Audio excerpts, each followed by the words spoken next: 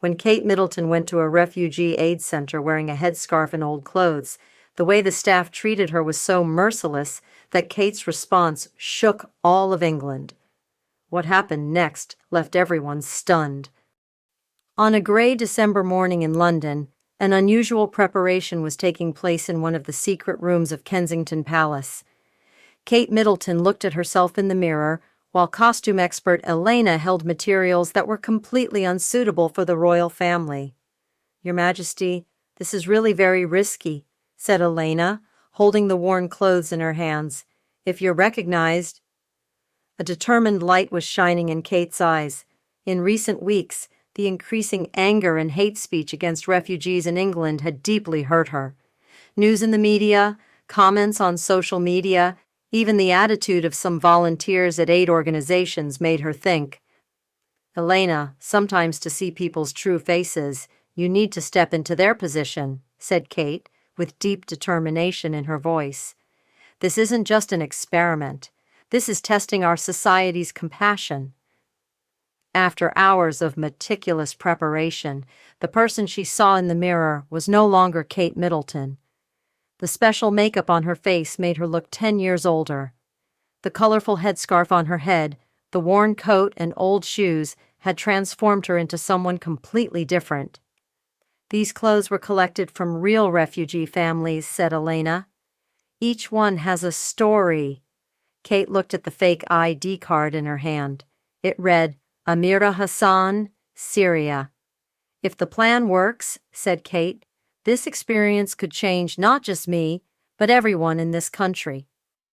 The next morning at 9 a.m., a woman stood in front of the Hope Bridge Refugee Aid Center in East London. Kate, under the identity of Amira Hassan, was waiting with a small bag and fake documents in her hands. There was a long queue at the entrance of the center. Dozens of people, mostly families with their children, were standing in line. When Kate joined them, no one gave her a second look. She seemed like someone in need of help, just like them. The first thing that caught her attention was the mixture of hope and anxiety in the eyes of those waiting.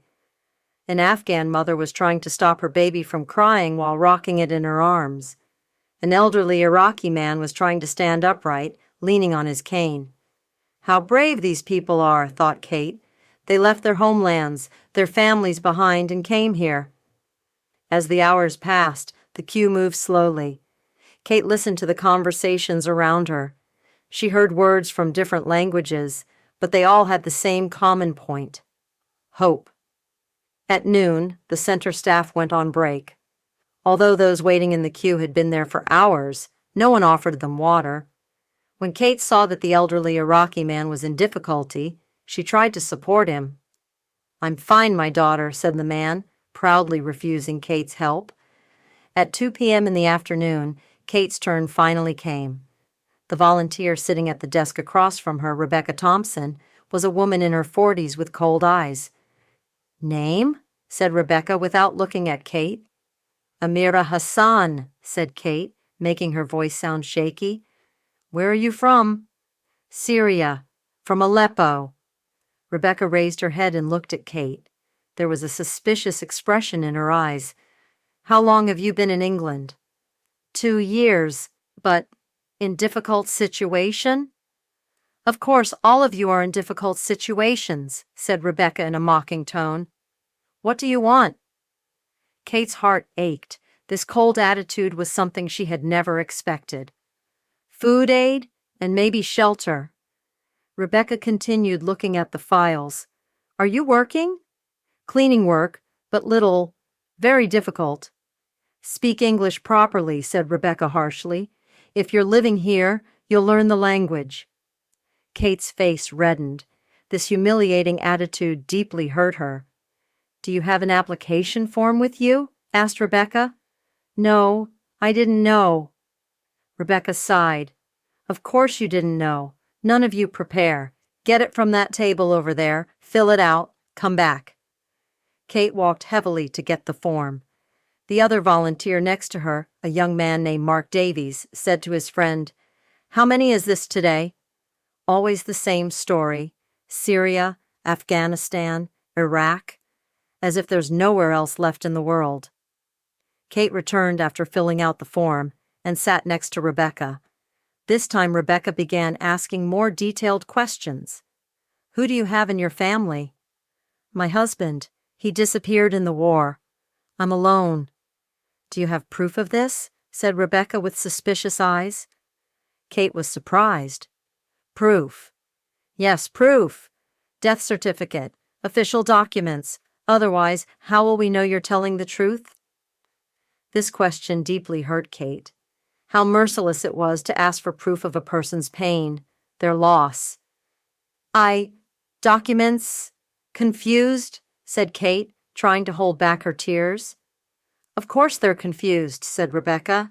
Always the same excuse. Documents lost, family scattered. Easy story to tell. At that moment, another volunteer passing by them, an elderly woman named Margaret White, leaned over to Rebecca and whispered, Is this woman really someone who needs help? Fake applicants have increased a lot recently. Rebecca nodded. You're right, Margaret. I've been doing this job for 10 years. I can tell which ones are real now. Kate froze hearing these conversations. At the aid organization, they were viewing people who needed help with suspicious eyes. While Rebecca continued checking the form, she kept asking questions. Why did you leave Aleppo? Give details. Kate began telling what she had learned from real refugee stories. Bombs, house destroyed, neighbors died. Everyone tells the same story, Rebecca interrupted, as if you all read from the same book. These words made Kate's heart ache. Real traumas, real pains were just repeated stories for Rebecca. Do you have money on you? Asked Rebecca.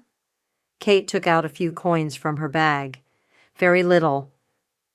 Then how are you living? How do you pay rent? Friends help. Sometimes? Rebecca looked with suspicious eyes. Which friends? What are their names? Addresses? Kate's mind was confused. These questions were too much for an aid application. It was like a police interrogation. I don't know details, said Kate. Of course you don't know, said Rebecca with a mocking tone in her voice. None of your stories add up. Meanwhile, other refugees waiting in the waiting room were also watching Kate being interrogated. Some were watching with worried eyes. They had received similar treatment. The attitude of other volunteers waiting at the center toward Kate was also cold. Young volunteer Mark was saying to his friends, Look at this woman. She can't even speak English properly. She's supposedly been living here for 2 years, but still hasn't learned. Another volunteer, Sarah Jenkins, added, These people make no effort at all. They just wait for help. Don't try to do anything. When Kate heard these conversations, her heart filled with pain. These people never thought about how difficult it was to learn a language, to adapt to a new culture. During lunch break, the volunteers were talking among themselves. When will this refugee influx end? Said Mark. Dozens come every day. Because the government gives money, they all flock here, Sarah added. Instead of working in their countries, they're freeloading here. Margaret, the oldest volunteer, spoke even more harshly. We have our own poor people. Let's take care of them first. Why are we making so much effort for these foreigners? Kate observed how prejudiced society was against refugees by hearing all these conversations. At 4 p.m. in the afternoon, Kate was still sitting at the same table. Rebecca was preparing to reject her application. Look, Amira, said Rebecca in a fake compassionate tone. There are many inconsistencies in your story, therefore we cannot help you right now. But I really need, said Kate with real desperation in her voice. Everyone says that, Rebecca replied. You come back after your documents are completed. When can I come? In 2 weeks, but we can't guarantee anything, of course. Kate's heart ached. 2 weeks was too long for a real refugee. Where would they live? What would they eat during that time? Please, said Kate, just 1 night's shelter. Rebecca shook her head firmly. Rules are rules. We can't help without complete documents." At that moment, a small Syrian child passing by Kate pulled his mother's hand and said, "Mom, this aunt is also sad like us." The child's mother immediately silenced him. "Be quiet, don't interfere." But the child's innocent words deeply affected Kate. Even a child who hadn't lost his innocence could understand the situation, but adults had become blinded by their prejudices. Around 6 p.m. in the evening, the center was preparing to close. Kate was still waiting there with one last hope. Rebecca came toward her. "Are you still here?" "The center is closing. Come tomorrow." "But where will I stay tonight?" asked Kate. "That's not our problem," said Rebecca coldly. "You'll find your own solution." This answer shocked Kate. Getting such an answer from an aid organization was very painful in terms of humanity. "Please, it's very cold outside," Kate pleaded. Mark Davies intervened. "Look, woman, this isn't a hotel. If you want shelter, go somewhere else." Sarah Jenkins also added, "These people have no responsibility at all. They expect everything from us." Kate had reached the limit of her patience. The humiliation, prejudice, and mercilessness she had experienced all day had hurt her very much. She slowly stood up. She adjusted her headscarf, and then, in a completely unexpected way, she began to speak. "Stop," said Kate, but this time her voice was completely different. No longer shaky and fearful, but strong and determined. Rebecca turned in surprise. "What did you say?" Kate brought her hands to her headscarf and slowly began to remove it. The hair that emerged was now Kate Middleton's iconic hair. "I am," said Kate, with no hesitation in her voice, "Catherine Elizabeth, Princess of Wales." Everyone in the center froze.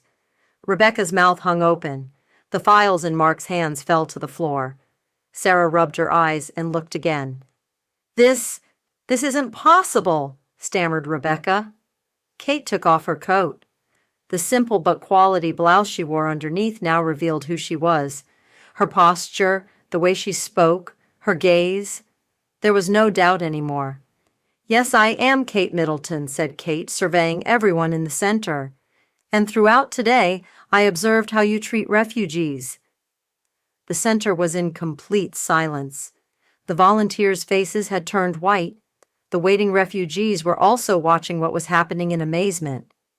Kate walked to the center of the room. Her voice filled the entire hall. "What I experienced here today deeply saddened me. In an aid organization, treating people who need help with such coldness and prejudice is unacceptable." Rebecca began to cry. "Your Majesty, we didn't know." Kate raised her hand. "Stop, Rebecca. This is exactly why I needed this experience, because you didn't know who I was and you showed your true character." Kate surveyed everyone in the center one by one. "Today I saw here how problematic our behavior toward refugees is. These people came here fleeing from war, oppression in their homelands. Instead of meeting them with suspicious eyes, we should meet them with compassion." Mark stepped forward. "Your Majesty, we're really sorry. If we had known—" "That's the point, Mark," said Kate. "You didn't need to know who I was. You should treat every person with respect." Kate's voice began to tremble. "Today I was hungry, really hungry. You rejected my application. When I asked where I would stay, you said, 'That's not our problem.' So what would a real refugee do in this situation?" Sobbing sounds came from the hall. Both volunteers and waiting refugees were crying. Kate continued speaking. "These people," she said, pointing to the waiting refugees, "are brave people. They left their families, homes, homelands behind and are trying to build a new life. We should be grateful to them, not exclude them." Sarah Jenkins came forward crying, "Your Majesty, what have we done?" "We're so ashamed." Kate approached her. "Sarah, you don't need to be ashamed, but you need to change." Kate turned to everyone in the center. "From today on, there will be a change here. This center will be a true aid center. Every person who comes here will be met with respect." Rebecca stood up and bowed before Kate. "Your Majesty, we will change. I promise you, from now on, we will see every refugee as our own brother." Kate smiled. "This isn't just a promise, Rebecca. This must be a lifestyle change." Kate turned to the waiting refugees. She saw that they were also watching her with surprised but hopeful eyes. "I want to say something to you, too," said Kate. "You are part of this country. Don't feel worthless. All of you have a place here." The elderly Iraqi man stood up with his cane and came toward Kate. "Princess Lady, you are like an angel. You took such a risk for us." Kate's eyes filled with tears. "No, Uncle, you are the angels. Despite all this difficulty, you haven't lost your hope." From that day on, nothing at the Hope Bridge Refugee Aid Center was the same as before. Rebecca Thompson and her team began to show a completely different approach toward refugees. A week later, when a real Syrian family came to the center, Rebecca greeted them. "Welcome. How can I help you?" The father of the family was surprised. We wanted help." "Rebecca, of course. Let's take your application right away. Meanwhile, let's prepare toys and food for your children." Kate was watching this change from afar. She secretly visited the center, and what she saw made her happy. Mark Davies now tried to patiently teach English to refugees when he met them, helping them with finding jobs. Sarah Jenkins shared food she brought from her own home with refugee families and took care of the children. When Kate's brave action was reflected in the media, all of England was talking about this event. The hashtag #KateWithRefugees became trending on social media. People began sharing their own experiences. They questioned their behavior toward refugees. Donations to refugee aid organizations multiplied. The number of volunteers reached record levels. Kate's one-day experience changed thousands of people's perspective on refugees. Aid centers in various cities of England began reviewing their own working methods. A month later, Kate was sitting in the same center, but this time with her real identity. William was beside her. "How did this experience change you?" asked William. Kate answered thoughtfully. "William, I always tried to help refugees, but I never knew how they were really received. Suspicious looks, humiliating questions, cold behavior. No human being deserves this. And most importantly," she added, "this experience showed me that change is only possible by living the truth." Rebecca came to them at that moment. "Your Majesty, this month we've reunited more than 200 refugees with their families, shelter, job finding, language education. We're now helping in every area." Kate smiled. "This is it, Rebecca. This is real change." The Syrian child in the center ran to Kate and gave her a drawing. In the drawing, Kate and the child were smiling hand in hand. Kate took the child in her arms. "Thank you, my dear. This is my most precious gift." That day, Kate Middleton proved that she was not just a princess, but a true ambassador of humanity. Because real leadership meant standing with the powerless and changing for them. Every refugee who came to the Hope Bridge Refugee Aid Center now knew that there were people there who understood and valued them. Kate's experience may have lasted only one day, but its effect would last a lifetime. Because the lesson learned that day was this: humanity recognizes no difference in nationality, religion, or language. Every human being deserves respect and compassion. Don't forget to subscribe and hit the like button so you don't miss inspiring stories like this.